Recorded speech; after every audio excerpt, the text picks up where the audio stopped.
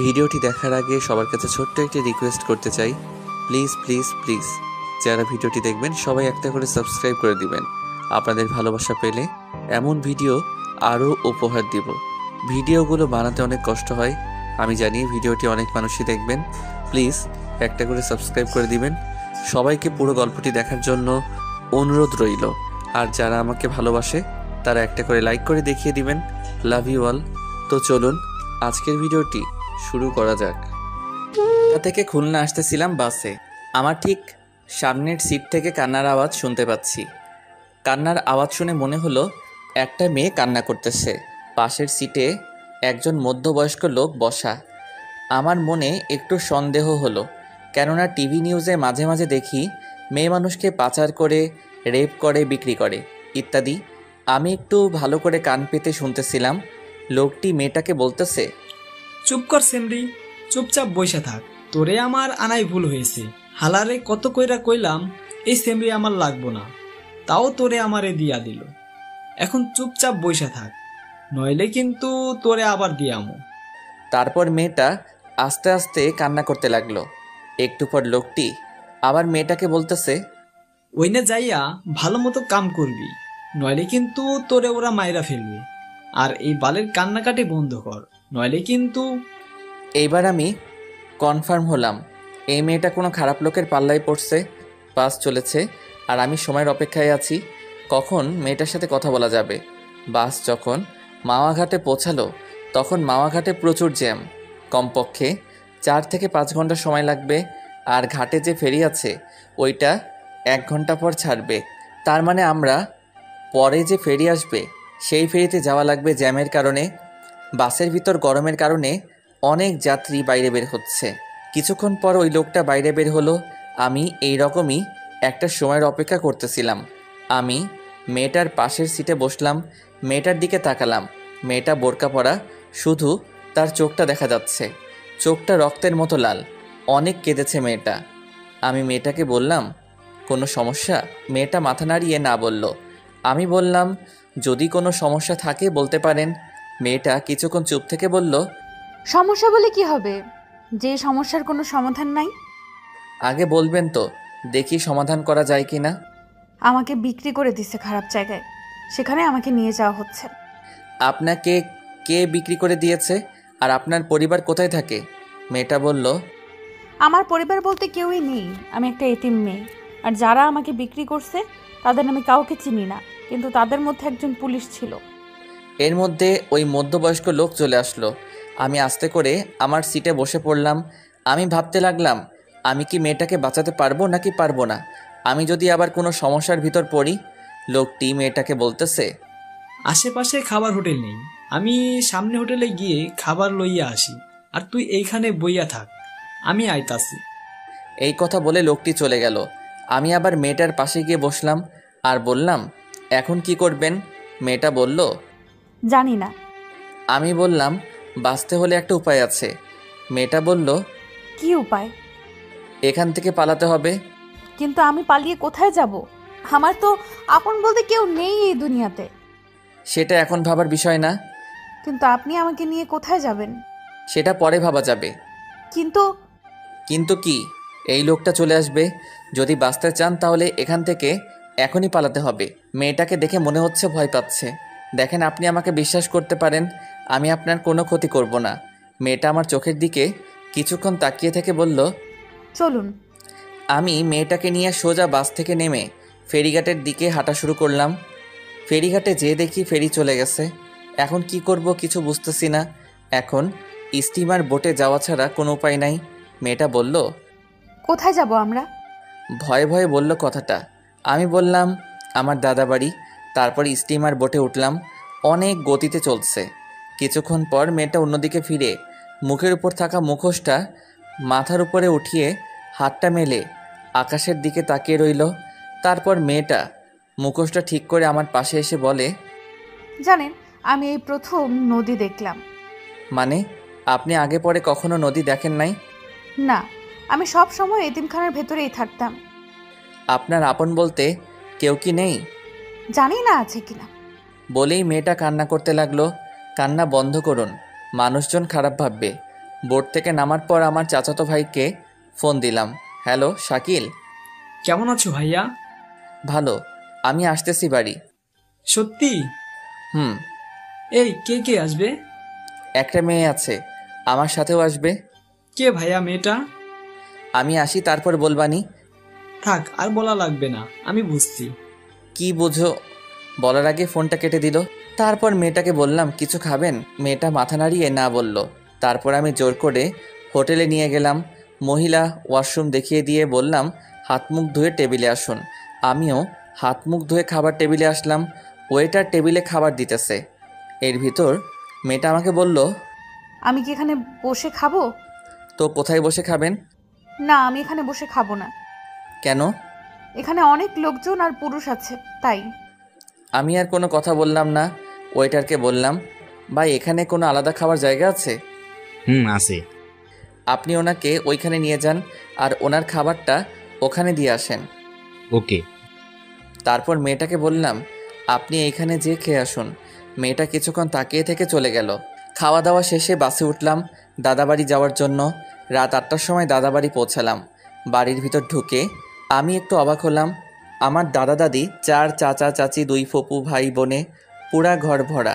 শাকিল আমার পাশে এসে বলল, চলো ভাইয়া। বলে একটা রুমে নিয়ে যেতেছিল। আমি মেয়েটাকে দেখিয়ে শাকিলকে বললাম, ওই শাকিল। আর ও আপুকে ডাক দিয়ে বলল, আপু, তুই ভাইয়াকে নিয়ে যা। ভাবি মানে? শাকিল মুচকি মুচকি হাসতেছে। আমি মেয়েটাকে বললাম, এনাদের সামনে একটু কান্না করবেন না। মেয়েটা মাথা নাড়িয়ে ঠিক আছে জানালো। আপু আমার সামনে এসে বলতেছে, অনেক বড় হয়ে গেছিস। মানে? মেয়েটাকে দেখিয়ে এই যে বলে আপু মেয়েটাকে নিয়ে অন্য রুমে চলে গেল। আমি রুমে এসে ফ্রেশ হয়ে বের হওয়ায় শাকিল আমার হাতে একটা পাঞ্জাবি দিয়ে বলল, পরো এটা। আমি বললাম না আমার জামা কাপড় ব্যাগে আছে। তারপরেও পরো, দাদা পড়তে বলেছে। আমি পরে বের হলাম। তারপর দাদার পাশে বসলাম। দাদাকে বললাম কেমন আছো? তারপর দাদা আমাকে জড়িয়ে ধরে কান্না করতে লাগলো আর বলল, তোর মা বাপ এখন আমার উপর অভিমান করে আছে। আমি ফোন করেছিলাম তোর আব্বু আম্মুকে, তারা সকালে আসতেছে। আমি অবাক হয়ে গেলাম। এই 21 বছর পর দাদা আমার আব্বু আম্মুর সাথে কথা বলল। আমার মা বাবা প্রেম করে বিয়ে করছিল বলে মেনে নেয়নি। আমার দাদা তার ভাইয়ের মেয়ের সাথে আব্বুর বিয়ে ঠিক করছিল, কিন্তু আমার আব্বু বিয়ের 3 দিন আগে পালিয়ে বিয়ে করে। তারপর দাদার কাছে আসছিল, দাদা মেনে নেয়নি। আরও অনেক কথা অন্য একদিন বলবো। তারপরে সবার সাথে কথা বললাম। মেজো চাচিকে জিজ্ঞাসা করলাম, চাচা কই? অফিসে। আমার মেজো চাচা কাজী। এত রাতে অফিসে? এখনই চলে আসবে। তারপর দাদি আমাকে বলল, মেয়েটার নাম কি? আপু চিল্লাইয়া বলল। রোজা। সবাই মেয়েটার প্রশংসা করতে লাগলো। আমি একটু রুমের বাইরে এসে রিয়াকে ফোন দিলাম। কোথায় তুমি? দাদা বাড়ি। তোমার না খুলনা আসার কথা ছিল? একটু সমস্যা হয়েছে তাই দাদা বাড়ি আসলাম। কি সমস্যা হয়েছে? তুমি ঠিক আছো তো? তেমন কিছু হয় নাই। তোমার পরীক্ষা কেমন হলো? ভালো। শোয়ান শোয়ান, দাদা ডাকতাছে। আমি রিয়াকে বললাম পরে ফোন দিব, দাদা ডাকতেছে। কাল আমার পরীক্ষা নাই, আজ সারা রাত কথা বলবো। আচ্ছা, আমি পরে ফোন দিচ্ছি। Okay. I love you. I love you too. Bye. Phone কেটে ফোনটা সাইলেন্ট করে রাখলাম। রুমের ভিতর এসে দেখি মেজো চাচা এসে পড়ছে। সবাই অনেক খুশি। আমাকে দেখে সবাই হাসতেছে। আমি দাদির পাশে বসলাম। দাদি বলল, কবুল বল। মানে? আরে লজ্জা পেতে হবে না। সবাই একসাথে হু হু করে হেসে উঠল। দাদি আবার বলল, কবুল বল। এই তোমরা চুপ করো। আমার মুখটা দাদির দিকে ফিরিয়ে দাদি বলল, কবুল বল। দাদি কবুল বলল মানে? তোর বিয়ে এখন, আর তুই কবুল বলবি না? আমার বিয়ে কার সাথে? কার সাথে? আবার রোজার সাথে। আরে এই মেয়েটারে তো আমি। তোর কিছু বলা লাগবে না, রোজা আমাদের সব বলেছে। তো তোর তো কিছুই বুঝি না। এখন তুই কবুল বলে এখানে সই কর। আর তুই যদি বিয়েটা না করিস তোর আব্বু আম্মুকে আমি কোনোদিনও মেনে নেব না। আমি কিছুক্ষণ চুপ থেকে বললাম, রোজার সাথে আমার কিছু কথা আছে। ভাইয়া আগে বিয়েটা কর, তারপর মন ভৈরা কথা বলো। সবাই কত হাসি খুশি। আমি যদি না বলি সবাই মনে কষ্ট পাবে, সাথে মা বাবাকে দাদা মেনে নেব না। আমি আমার আব্বুকে অনেক কাঁদতে দেখেছি দাদা দাদির জন্য। এখন বাবা মাকে বলেও যদি মেনে না নেই তাহলে বাবা মা অনেক কষ্ট পাবে। কি করব কিছুই মাথায় আসতেছে না।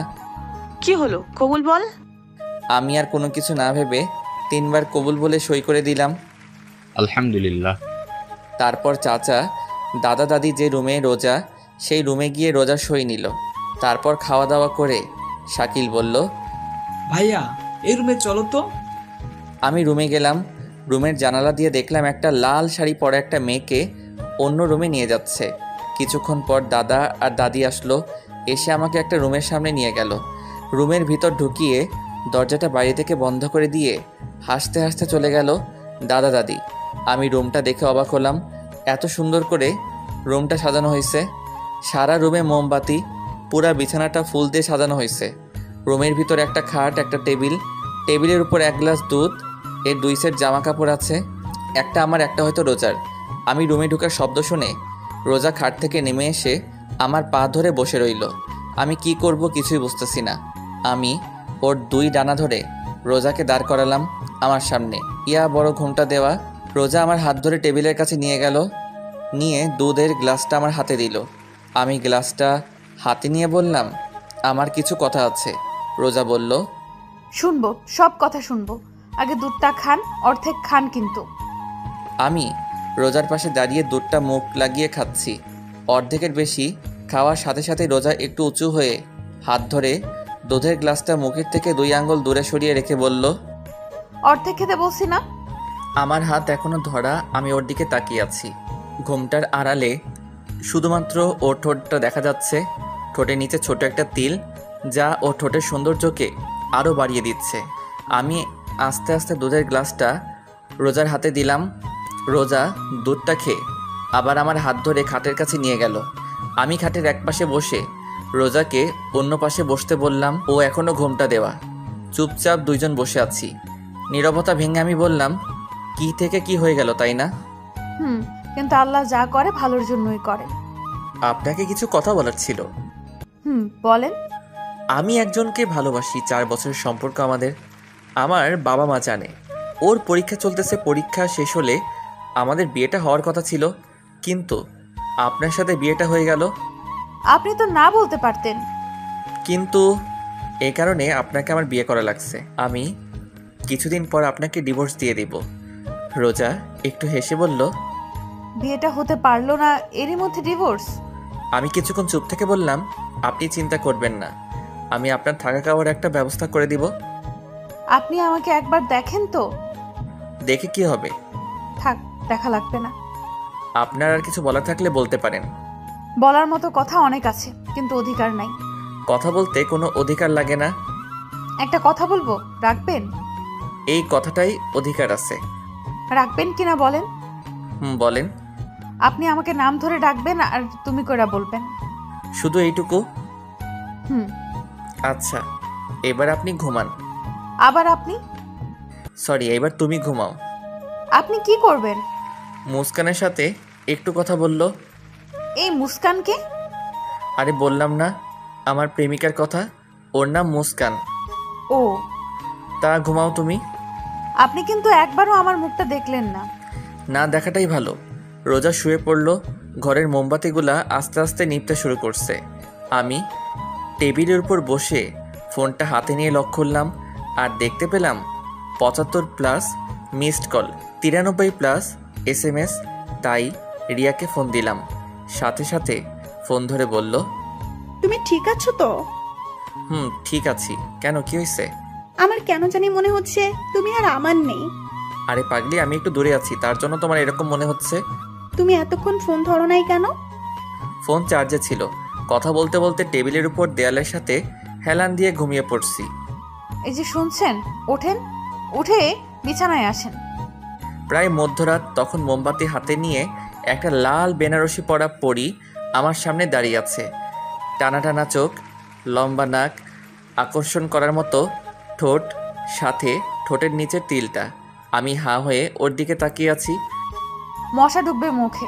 ও মা, হা করে কি দেখেন? আমি একটু লজ্জা পেয়ে বললাম, কই কিছু না তো। রোজা হাসতে হাসতে বলল, খাটে এসে ঘুমান। আবার আমি বলছি না তুমি করে বলতে।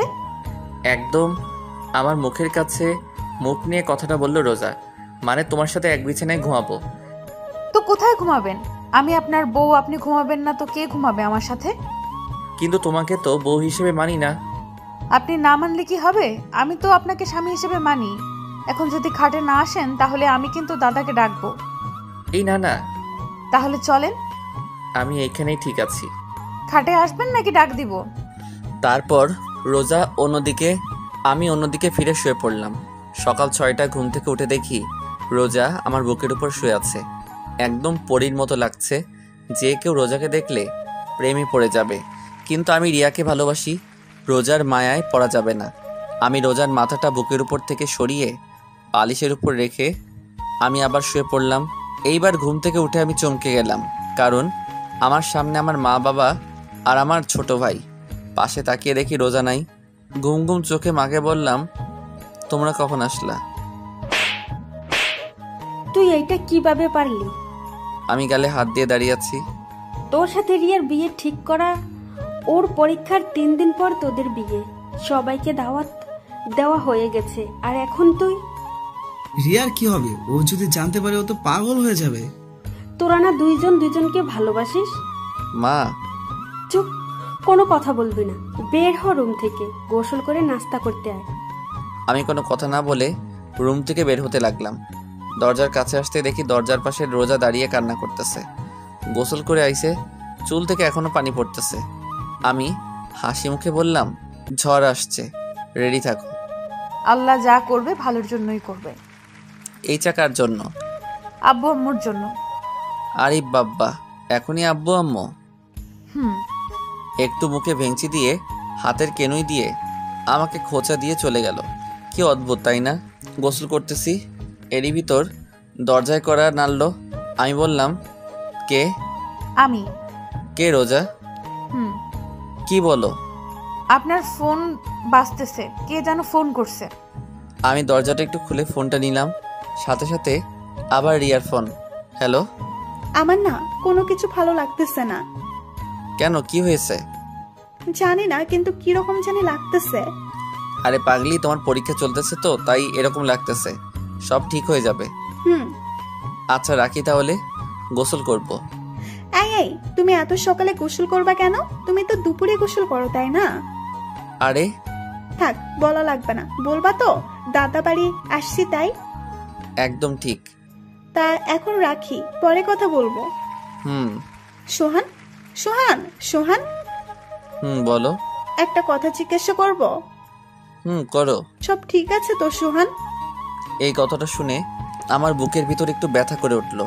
আমি নর্মাল ভাবেই বললাম, সব ঠিকই তো আছে রিয়া, তুমি বেকার টেনশন করছো। আচ্ছা রাখি তাহলে, ফোন দিয়েও কিন্তু। Love you.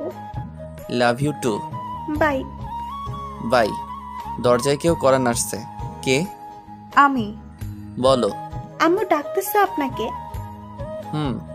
আসতেছি। রিয়াকে এখন কিছু বলা যাবে না, ওর পরীক্ষা চলতেছে। এখন বললে ওর পরীক্ষা ভালো হবে না। কিন্তু রিয়া ঠিকই বুঝতে পারছে যে কিছু একটা হয়েছে। অনেক ভালোবাসে সোহানকে রিয়া, তাই হয়তো অনুভব করতে পারে। নাস্তার টেবিলে দাদা মাকে বলতেছে, শোন বৌমা, সোহানকে আমি বিয়ে দিছি, ওরা দুজন দুজনকে ভালোবাসে তাই বিয়েটা দিছি। মেয়েটা দেখতে কি মিষ্টি। রোজা চুপচাপ বসে আছে, তা দেখে মা বললেন, ও বউ, খাচ্ছ না কেন? এই তো আম্মু খাচ্ছি। এইদিকে আয় মা, আমার পাশে বস। রোজা মার পাশে বসলো। মা নিজের হাতে রোজাকে খাইয়ে দিচ্ছে। রোজাও ভেজা ভেজা চোখে খেতে লাগলো। প্রেমের বিয়ে বেশি দিন টেকে না। মীরা প্রতিবেশী দরজায় সামনে দাঁড়িয়ে কথাটা বলল। এই তুই চুপ কর, এই বিয়ের সাক্ষী আমি তুমি। দেখো বৌমা, সোহানার রোজা কোনোদিনও আলাদা হবে না। কেন আলাদা হবে? এরকম একটা মিষ্টি মেয়েই তো আমার চাই। একটু বাইরে বের হলাম। ঘোরাফেরা করে বাসায় আসার সাথে রোজা বলল, কোথায় ছিলেন এতক্ষণ? আমি কোনো কথা না বলে রুমে এসে মার কাছে গেলাম। মা, কিছু কথা আছে তোমার সাথে। বল। রোজাকে আমি বাসে। রোজা আমাকে সব বলেছে। বাসে দেখা হয়েছে, ও এতিম। তোর দাদা ভাবছে তুই রোজাকে পালিয়ে নিয়ে আইছিস। তাই তোদের বিয়ে দিয়ে দিছে, এই তো? হুম, তো এখন কি করব? কি করবি মানে? বলছিলাম কি ডিভোর্স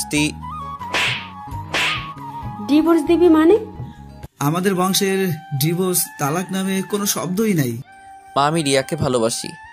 আমি রিয়ার মাকে ফোন করে বলে দিছি আমার ছেলের অন্য জায়গায় বিয়ে হয়ে গেছে। মা, তুমি? মা কান্না করে দিয়ে বলল, দেখ সোহান, তোর আর রোজার বিয়েটা হয়ে গেছে, এখন তুই রিয়াকে ভুলে যা। তোর দাদার কথা শুনিস নাই? তোদের দুজনের জন্য এই বিয়েটা হচ্ছে। যা হবার তা হয়ে গেছে, এখন থেকে তুই রোজাকে ভালোবাসবি। অসম্ভব বলে চলে আসছিলাম, দরজার সামনে রোজা দাঁড়ানো। আমি পাশ কেটে বাইরে বের হয়ে রিয়াকে ফোন দিলাম। রিসিভ করে কোনো কথা বলতেছে না। রিয়া, রিয়া, কান্নার আওয়াজ শোনা যাচ্ছে। রিয়া, হুম, কথা বলো না কেন? কেন করলা এটা আমার সাথে সোহান? রিয়া, আমার কথাটা শুনো। কেমনে পারলা তুমি এটা করতে? রিয়া শুনো। কোনো কারণ আমি জানতে চাই না। অনেক ভালোবাসি সোহান তোমাকে, অনেক ভালোবাসি। তোমার বুকে অন্য কেউ মাথা রেখে ঘুমাবে আমি ছাড়া, আমি কোনোদিনও ভাবতে পারি নাই। তুমি সকালে আমাকে বললা সব ঠিক আছে। হ্যাঁ, সব ঠিকই আছে, কাল আমাকে একবার দেখতে এসো, কেমন আর সাথে নতুন বউকে নিয়ে আসবা। রিয়া, রাখি তাহলে। ফোনটাও কাটে নাই, ওর কান্নার আওয়াজ শোনা যাচ্ছে। আমি বললাম লাভ ইউ রিয়া। একটু জোরে কান্না করে কেটে দিল। কিছুক্ষণ পর ইমন ফোন দিছে। হ্যালো। কিরে মামা, বিয়ে করলি? টেরও পেলাম না। তুই জানলি কি করে? এলাকায় সবাই জানে মামা। তা তোদের তো কয়েকদিন পর বিয়ে হওয়ার কথা ছিল, তাই না? হুম। মনে হয় রিয়া এই বিয়েটা তাড়াতাড়ি করাইছে, তাই না? রিয়া তোর অনেক ভালোবাসে দোস্ত, কোনো সময় কষ্ট দিবি না। আমি এইবার কাঁদতে শুরু করলাম। কিরে, কি হয়েছে সোহান? দোস্ত, রিয়ার সাথে বিয়ে হয় নাই। মানে? ইমনকে সব খুলে বললাম। দোস্ত তুই চিন্তা করিস না, সব ঠিক হয়ে যাবে। হুম। আমি তোরে পরে ফোন দিচ্ছি। বাসায় আসলাম, খাটে বসা মাত্র রোজা রুমে এসে বলল, কিছু লাগবে? না। রোজার হাতে মার সোনার চুড়ি, যে একসময় মা রিয়া